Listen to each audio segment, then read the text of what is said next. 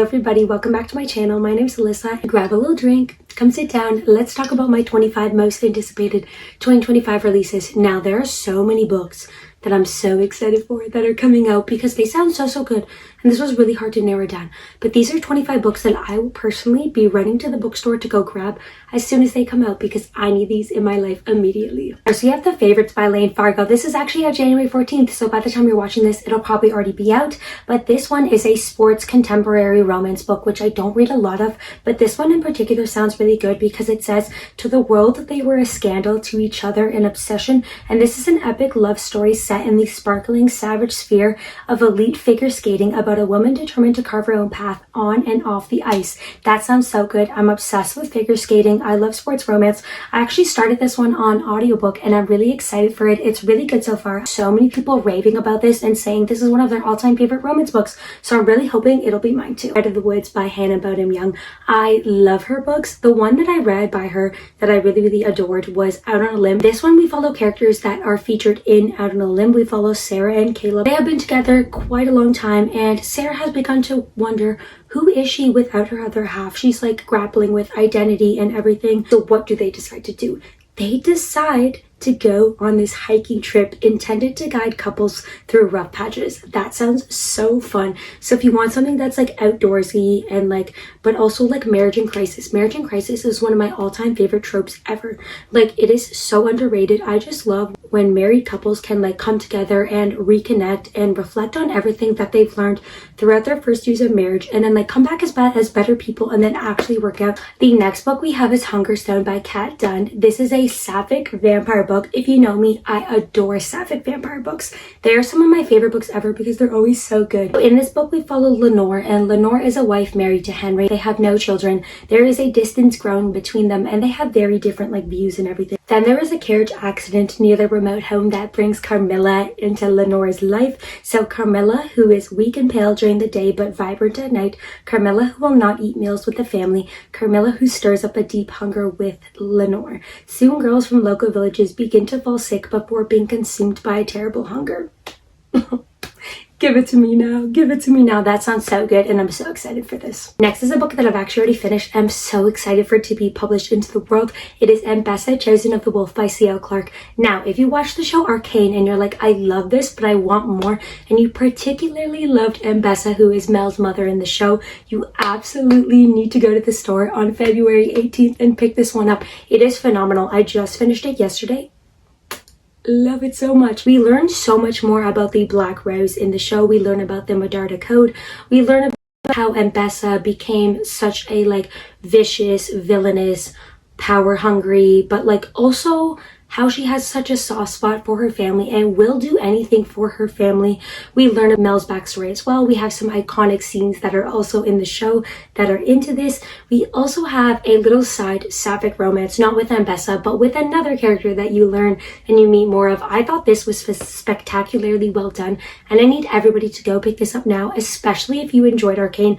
I think you will really love this as well. Next, we have Oathbound by Tracy Deonn. I have been dying to read this book for so long. Ever since I finished Bloodmarked, which is the second book in the Legendborn cycle, I've been like, I need this book immediately in my hands. Cannot believe that it's coming out. This is the third book in the Legendborn cycle.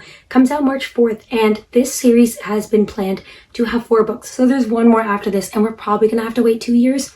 That's okay. I will wait because I love this series so much. So in the first book, Legendborn, we follow Bree and she's going to this new school. She's grappling with grief and everything like that.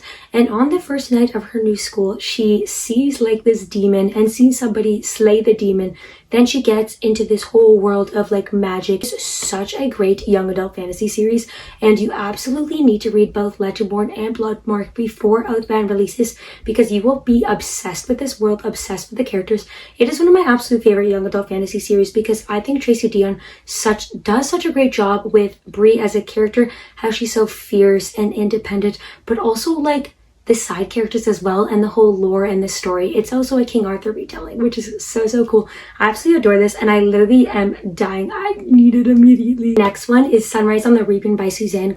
I think everybody and their mother is excited for this just because we are getting back into the iconic Hunger Games world, but this is another prequel and we are following Haymitch. Haymitch is one of my absolute favorite characters from the original Hunger Games trilogy. I think he is so nuanced and layered, and he's so fucking funny. Like, I can't wait to be in his mind. Like, I feel like that's going to be so fun. So in this book, we follow Haymitch, and he's torn apart from his family and from his love, and he goes into a games that he knows that he's probably not going to win because District 12 has been set up for failure for so many years.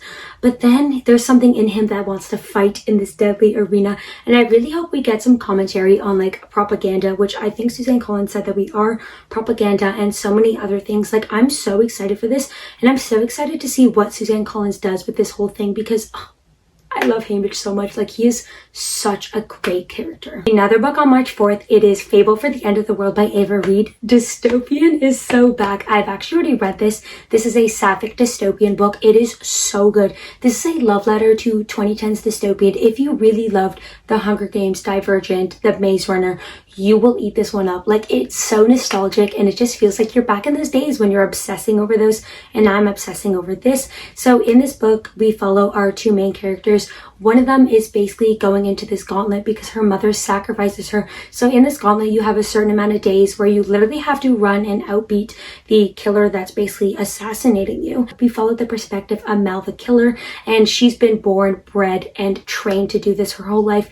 But then they have to become unlikely allies to survive this whole like deadly wasteland. Phenomenal. And I think if you really like any sort of dystopian sapphic romance or anything about climate change, you will eat this one up. It is so good. Next, we have The Incandescent by Emily Tesh, and this one comes out May 13th, which is actually a day before my birthday, so this will be my birthday gift to myself. And this one is pitched as Naomi Novik's Solomon series meets plain bad heroines in the sapphic dark academia fantasy.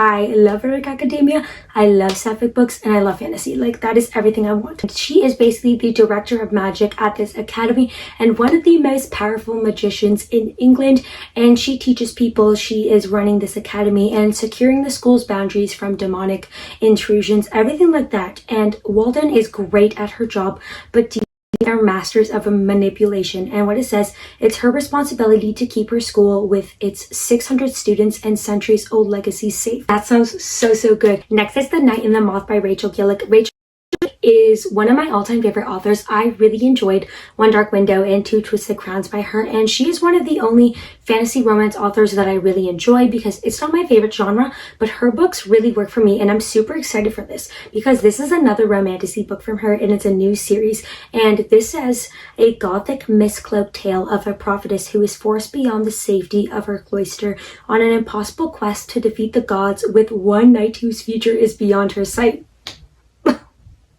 I'm so excited for this. I know Rachel Gillig will deliver every single time, and I just know this one's going to be a banger as well because there's no way that she's writing a bad book, like, in my opinion. Next book is Bury Your Bones in the Midnight Soil by V.E. Schwab. I'm so excited for this because, again, it's a lesbian vampire book, and I'm all for that. And I also love V.E. Schwab as an author.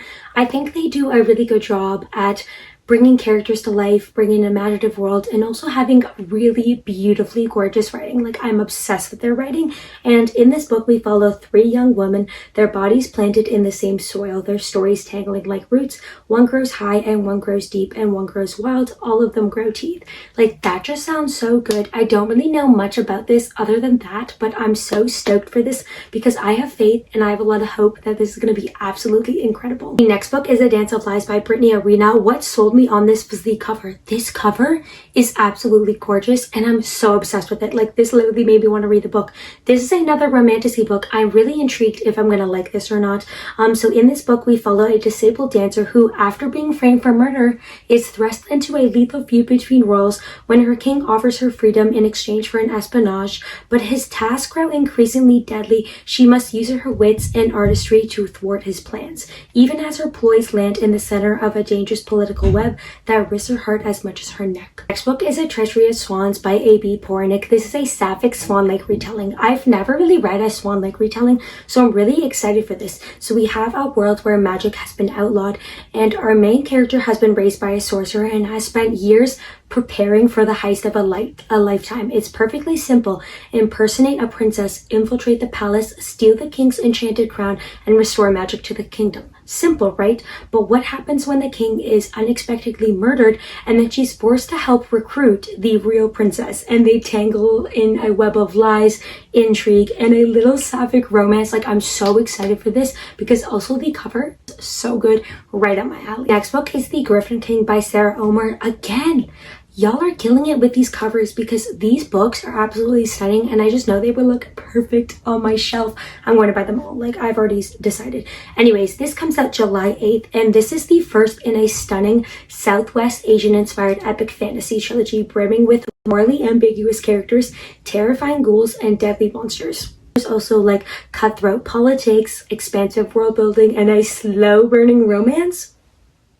Give it to me now. This sounds so good, and I'm honestly just obsessed with the cover, and I need to read more books by Southwest Asian authors, so this is perfect. The next book is The Witch's Guide to Magical Innkeeping by Sangu Mandana. We finally have a set release date for this, and this is one of my most anticipated releases and has been since I read the author's other book, The Very Secret Society of Irregular Witches.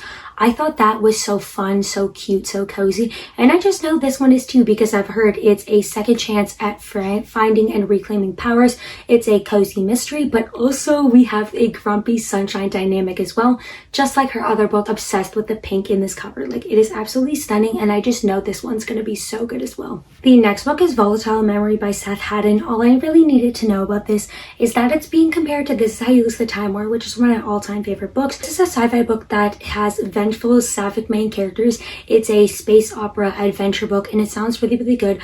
I've heard that it focuses a lot on the intersections between identity, technology, and like the human condition and everything like that, so I'm really intrigued on how this is going to go. It's also a novella, so it's going to be like a perfect little short read. I'm intrigued by this because novellas, there's a very hit or miss there, because sometimes they're too short and I feel like I need more, but sometimes they're also the perfect length and the author can like do so much in such a short period of time, so I'm really intrigued in how this one is going to go. Next book is of course Katab by R.F. Kuang. This is one of my most anticipated releases just because I read Babel, The Poppy War, and Yellowface, all of R.F. Kuang's other books, and I really enjoy them all, so I feel like this one is going to be really good. But this follows two graduate students who must put aside their rivalry and journey to hell to save their professor's soul, and perhaps at the cost of their own. Like, that sounds so good, and I'm so excited to see what R.F. Kuang has in store for this type of book. Like, it sounds right up my alley, so good, and I've also heard it's more devastating than Babel and the Poppy War, and I sobbed during those, so I'm really scared, but I'm also really excited for this. The next book is The Maiden and Her Monster by Maddie Martinez. Now, this is another sapphic book. As you can tell,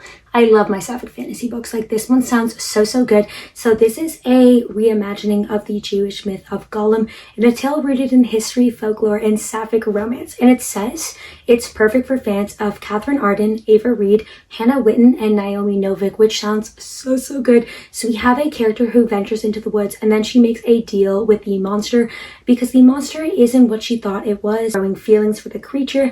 We have a sapphic romance. We have sentient forests, amazing lore and folklore. Like, this sounds so good, and I'm so excited for the cover because I feel like it's gonna be a good one. The next book is Cleopatra by Sara El-Arifi. I love Sara El-Arifi, and this cover is absolutely gorgeous. Again, what are y'all feeding these cover designers, because they have been absolutely killing it. Now, we don't know much about this other than it's expected to be published September 11th. It's queer, and it's a Cleopatra retelling. That's really all we have, but I'm so excited for this because I feel like this is going to be so good. Next book is When They Burn the Butterfly by Wen Yi Lee. I'm so excited for this one because it says it's a fierce, glamorous, sapphic fantasy reimagining the secret societies of post-colonial Singapore for fans of Jade City, Sylvia Moreno Garcia, and the feverish intensity of R.F. Kuang's Poppy War trilogy. Like, I'm so excited. It's also sapphic, and I've been hearing great things about this one. It's also adult historical fiction, and it just sounds really good. Next book is The Last Contract of Isoko by Fonda Lee. Now, I will read anything Miss Fonda Lee writes because I'm obsessed with the Greenbow saga, and I really liked her other novella as well, Untethered Sky. So I'm super excited for this because this one is a science fiction fantasy space opera book. Like, it is so cool, and it's also tagged as cyberpunk. And this is inspired by samurai movies and Fonda's former business career. This book is a searing space opera like no other that takes aim squarely at the late stage capitalism. Get ready to meet an aging contractor whose final mission thrusts her deep into a world of espionage and sword fights on an isolated colony planet. Like, that sounds so good, and I, again, will read anything Fondly writes. Like, I will read her grocery list. I'm obsessed with her and her books. Isle in the Silver Sea by Tasha Suri. I love Tasha Suri. I think her books are so beautiful and so amazing, and this one is a new standalone book about a knight and a witch who must change the fate and magic in the world by altering the end of their story, and it has reincarnation, it's sapphic, it's like high fantasy, science fiction fantasy, and I'm super excited for this. It's also being published October 30th. The next book is Immortal Consequences by Ivy Marie. I'm really excited for this one. It's being published July 29th, and I'm really excited because it's set at an academy. We follow 6 students at Blackwood Academy, a boarding school located at the edge of the afterlife, where students must compete for the once in eternity chance to change their fate, which sounds really, really good, and I'm super excited for this. It's an elite magical school. We have 2 academic arch rivals whose strange connection blurs the lines between obsession and hate. One girl driven solely by ambition and another plagued by memories of the love she lost, and a charming playboy who never cared for anyone until he met the academy's newest student. That sounds so good. The next book is The Sacred Space Between by Callie Reid. Now, I'm so excited for this. It's being published November 20th, and I'm really excited for this because it's the author's debut book, but it's also a gothic romantasy, which is kind of one of my favorite little subgenres of romantasy, and some of the ones that I only like. And it's also pitched as for fans of Divine Rivals and A Study in Drowning, and I really enjoyed both, so I'm super excited for this. It follows a devout iconographer who must paint an exiled saint. Scrumptious gothic romantasy full of slow burn tension. Next book is We Could Be Rats by Emily Austen. I read this one as well, and I'm so thankful that I did. Emily Austen is one of my new favorite auto-buy authors, and this one hit every single mark for me. We follow 2 different sisters, and very different. They have a very strange relationship. It's about them reconnecting, but it's also about like mental health rep, suicide prevention, everything like that. Please look up trigger warnings before you do because it is very dark. Next we have Great Big Beautiful Life by Emily Henry. I'm really excited for this just because her books are such a hit or miss for me. I really enjoyed Book Lovers. It's one of my all-time favorite romance books, and Happy Place was good too, but I did not really enjoy People We Meet on Vacation or Beach Read, like unpopular opinion. But I also have not read Funny Story, but I kind of want to read Funny Story and this to see how her writing has evolved and everything. So I'm really intrigued by this. All I know about this is that it's 2 writers who are competing, and that just sounds really, really good. So I will be reading this one. That's all for the video. Thank you so much for watching. I love you all. Hopefully I'll have more videos posted soon. Once I free up some more storage on my phone, because I literally, the only thing that's stopping me is that I keep running out of storage on my phone. Then I keep having to stop and then delete things and then come back, and then just a whole mess. But you know what? Hopefully there will be more content soon. I love you all, and don't forget to subscribe for more.